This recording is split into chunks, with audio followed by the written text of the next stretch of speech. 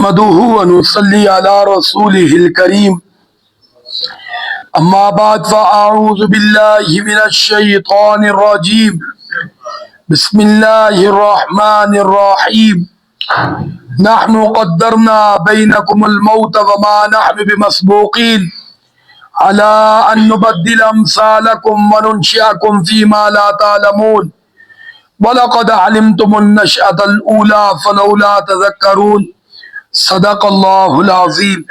درود شریف پر اللہم صلی علی محمد وعلی آل محمد کما صلیت علی ابراہیم وعلی آل ابراہیم انکا حمید مجید اللہم بارک علی محمد وعلی آل محمد کما بارکت علی ابراہیم وعلی آل ابراہیم انکا حمید مجید۔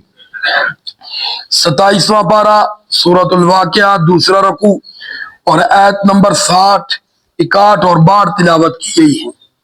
ان تین آیات مبارکہ میں اللہ رب العزت مجھے اور آپ کو خبردار کر رہے ہیں کہ میری نافرمانی سے باز آ جاؤ۔ اللہ رب العزت فرماتے ہیں نحن قدرنا بینکم الموت۔ گزشتہ آیت میں میری اور آپ کی زندگی کا ذکر تھا۔ فرمایا کہ ہم نے تمہیں پیدا کیا، تمہیں زندگی دی، لیکن فرمایا کہ یہاں کی زندگی ہمیشہ کی زندگی نہیں ہے۔ کوئی بھی دنیا میں آیا ہے تو وہ جانے کے لیے آیا ہے، رہنے کے لیے نہیں آیا۔ رہنے کے لیے بولو نہیں آیا، یہاں سے جانے کے لیے آیا ہے۔ تو اس کا فرمایا نحن قدرنا بینکم الموت، فرمایا کہ ہم نے مقدر کر دیا تمہارے درمیان موت کو، یعنی موت تمہارا کیا ہے؟ مقدر ہے، تم نے مرنا ضرور ہے۔ اور ہم اس بات پر قادر ہیں کیونکہ بڑے سے بڑا پہلوان ہو یا بڑے سے بڑا بادشاہ ہو، اس نے دنیا سے چلے جانا ہے۔ اور فرمایا وما نحن بمسبوقین، اور یہ سارے لوگ مل کر بھی ہمیں اس عمل سے عاجز نہیں کر سکتے، عاجز نہیں کر سکتے۔ ساری دنیا مل جائے اور وہ کہے نہیں ہم فلاں کو نہیں مرنے دیں گے، ہم بچا لیں گے، بولو بچا؟ ہاں جی، کیونکہ کسی نے کسی کو کیا بچانا ہے، کوئی اپنے آپ کو نہیں بچا سکتا۔ جب وقت آ جاتا ہے تو سب چلے جاتے ہیں۔ تو اس لیے فرمایا کہ یہاں کا جو وقت ہے نا، ذرا سنبھل کے گزارنا، کیونکہ پھر اسی پر تمہارا آخرت کا دار و مدار ہے، اسی وقت پر۔ اس لیے فرمایا دنیا آخرت کی کیا ہے؟ کھیتی ہے۔ جو یہاں بیجیں گے آخرت میں وہی کاٹیں گے، جیسے عمل کریں گے آخرت میں ویسا ہی نتیجہ نکلے گا۔ پھر اللہ رب العزت فرماتے ہیں الا ان نبدل امثالکم، فرمایا کہ ہم اس بات پر بھی قادر ہیں کہ تمہیں ختم کر دیں اور تمہاری جگہ اوروں کو پیدا کر دیں۔ اور یہ تو سلسلہ چل ہی رہا ہے، چل ہی رہا ہے۔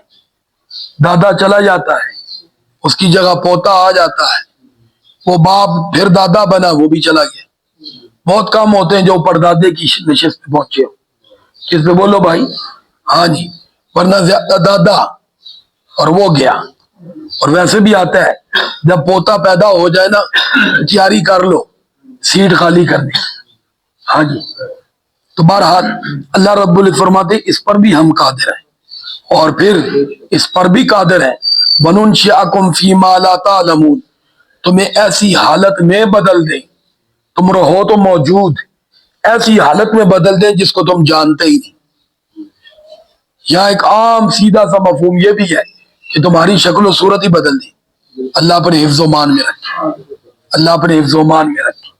جی ہاں، اور یہ بھی بالکل چیزیں واضح، ایسی بیماری دے دے صحت بیماری میں بدل جائے، ایسی حالت دے دے کہ وہ مالداری فقیری میں بدل جائے، ہے جی، ایسی حالت بدل دے کہ وہ تیری عزت ختم ہو جائے اور تو ذلیلوں والے کام شروع کر دے، ذلیلوں والے کام شروع کر دے۔ ہاں جی، تو اس لیے فرمایا کہ خبردار، خبردار۔ پھر تیسری بات بڑی عام فرما دی وَلَقَدْ عَلِمْتُمُ النَّشْأَةَ الْأُولَىٰ، فرمایا تم اچھی طرح اپنی پہلی پیدائش کو جانتے ہو، یعنی دنیا کا ہر شخص مانتا ہے کہ مجھے کس نے پیدا کیا؟ اللہ نے، اللہ نے۔ دوسری بات میں آ کے گڑبڑ کرتے دوسری بات کون سی ہے کہ دوبارہ بھی اللہ ہی پیدا کرے گا. کون کرے گا بولو؟ اب یہاں عقل پرست کرتے کیسے پیدا کرے گا, کیسے؟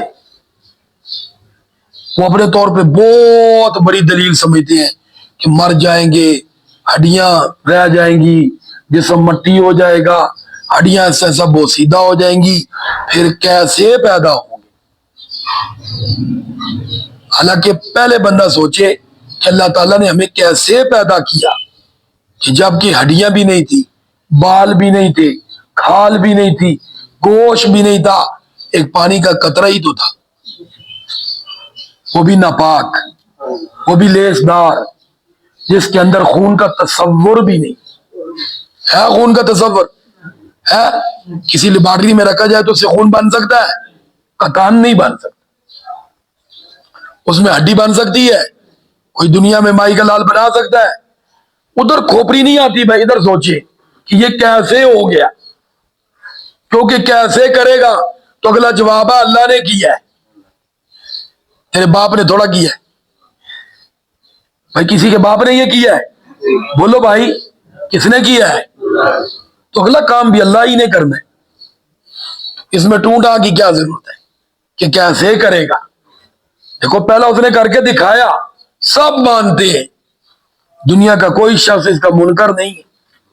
وہ الگ بات ہے چند قسم کے لوگ ہیں جن کو دہریہ کہتے ہیں, وہ کہتے ہیں خود بخود پیدا ہو گیا, خود بخود. تو چلو ان سے کہو جب خود بخود پیدا ہو گیا تو آگے بھی خود بخود ہو جائے گا. چلو آگے بھی خود بخود مان لو نا کہ مرنے کے بعد بھی خود بخود کیا ہو جائے گا, تو بھی بریک لگا دیتے. آخرت کے منکر ہے.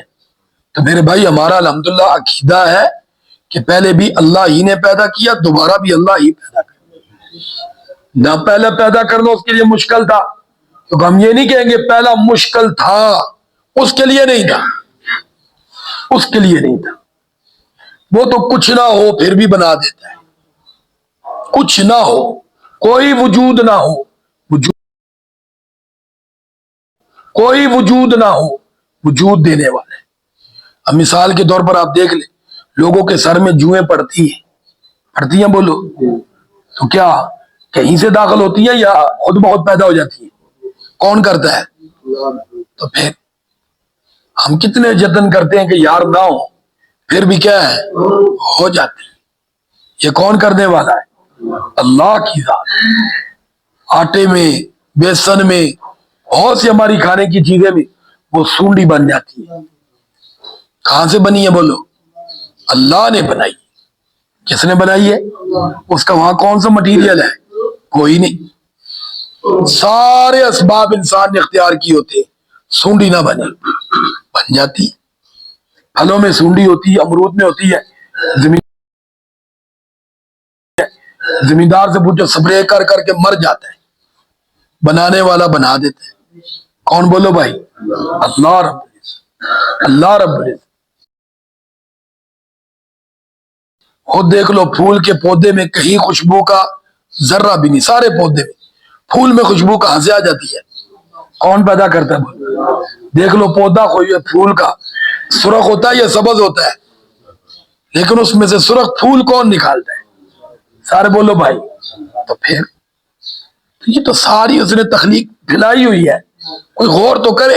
اس لیے تو وہ کہتا ہے غور کر, تجھے میری تخلیق سمجھ آ جائے گی, تو مجھ تک پہنچ جائے گا, تو مجھے پہچان لے گا. لیکن اگر تو غور ہی نہ کرے تو ساری باتیں چھوڑ دو, اپنے وجود میں غور میں اور آپ کر لے, اپنے وجود میں ہی کر لے. اس لیے میرے بھائی اللہ رب العزت فرماتے ہیں وَلَقَدْ عَلِمْتُمُ النَّشْأَةَ الْأُولَىٰ, کہ یہ بات تم سب جانتے ہو کہ ہماری پہلی پیدائش کس نے کیا بولو؟ اللہ نے.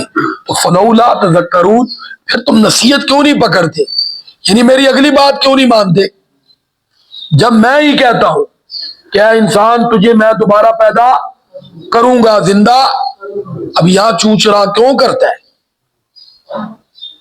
اس لیے یاد رکھنا انسان کو حق نہیں کہ وہ چوچرا کرے. اس کو حق یہی ہے کہ گردن جھکا دے کہ آمنا, یہ اللہ میرا اس بات پر کیا ہے؟ ایمان ہے کہ پہلے بھی تو نہیں پیدا کیا اور دوبارہ بھی تو ہی پیدا کرے گا.